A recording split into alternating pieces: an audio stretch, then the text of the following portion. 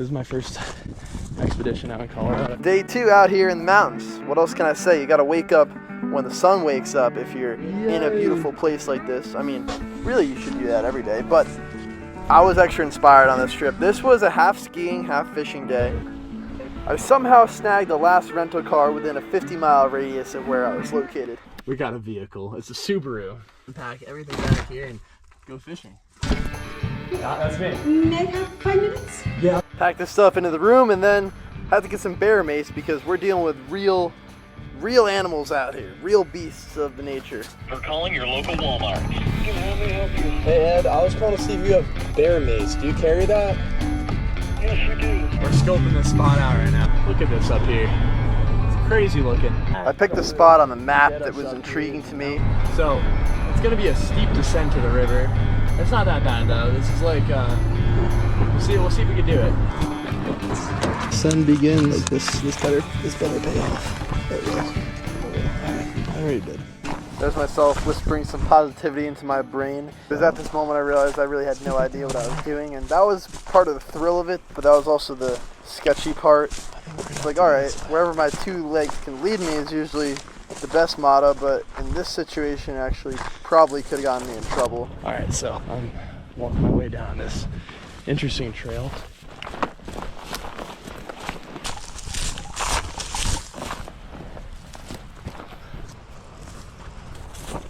Dude, the fishing looks crazy down there.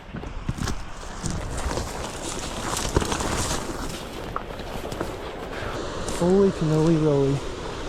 First cast. First cast. Monster. A monster. No. Yo, I can't believe I lost that thing. This rod sucked. Now there's another guy downstream that we're gonna run into in a second. I was sussed out even though I researched this spot and I found out it's a public square of land under here under the dam. But, you know, I'm in a new territory. I don't really know everything that well. I also just hiked it like where no one else would hike down to get here. We'll get into that in a minute though. A giant. Oh my god. Oh my god, it's a monster. The monster.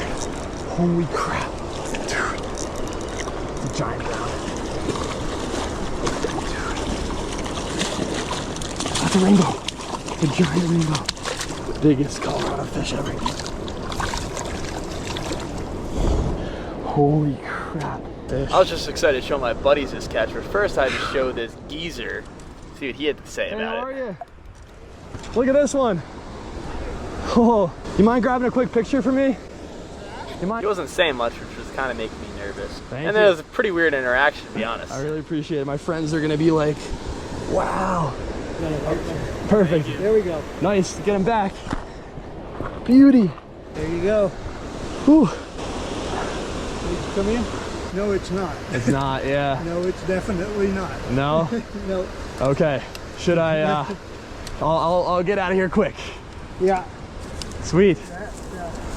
I just saw the spot on the map. I was like, oh my god. It's all private in here. Is it? Yeah. I actually checked the map. It said this is government land. Not this. No? No. Do you want to go fishing? No, I'm done. Okay. All right. That's all right. I sounded so Take goofy care. right there. I don't know. I was on my fish high, and I was like, whatever. I'm just gonna take this opportunity as it comes. Be super nice. The guy was just kind of like, I don't know.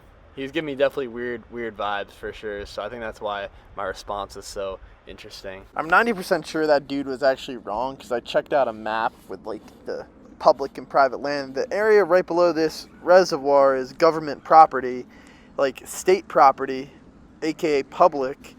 It's just a private land on the reservoir side and downstream is practically what you're dealing with. So unless you're doing the hike I did, you can't get back here. Like this pool and the one below is public, and then it turns to private. So really I wasn't trespassing. There's no one who would hike down that mountain, and just because I did that, in my book, I succeeded. Like I got back to this area that's so far back here. I put in so much effort, and heck yeah, man, that's what I live for. But that's where the line's drawn between like what's calling you and if you can actually do what you feel like is right in your heart. To others, it may seem like, yeah, whatever, kid, you just went down there and fished. But like for me, it was like this was something really important for me. Like I'll leave this video off on one more note. You could pay to fish the best places in the world, and you could do that by having permission.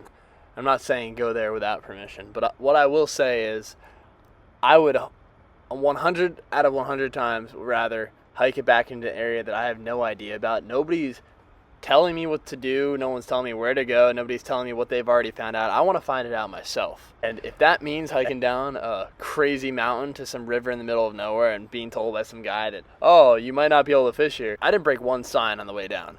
And I didn't pay one dime to do this. I used my own energy and I conquered the world that was at my fingertips. And that'll be what I always love doing. A lot of people are turned off by that because it's intimidating, it's scary.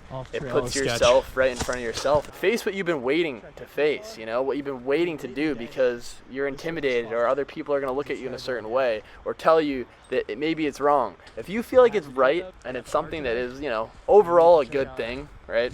Exploring, fishing, that's what I like. Could be anything though. If it's something that's not destructive to anyone else, if it's something that's positive, that's just the baseline, then go out there and conquer it.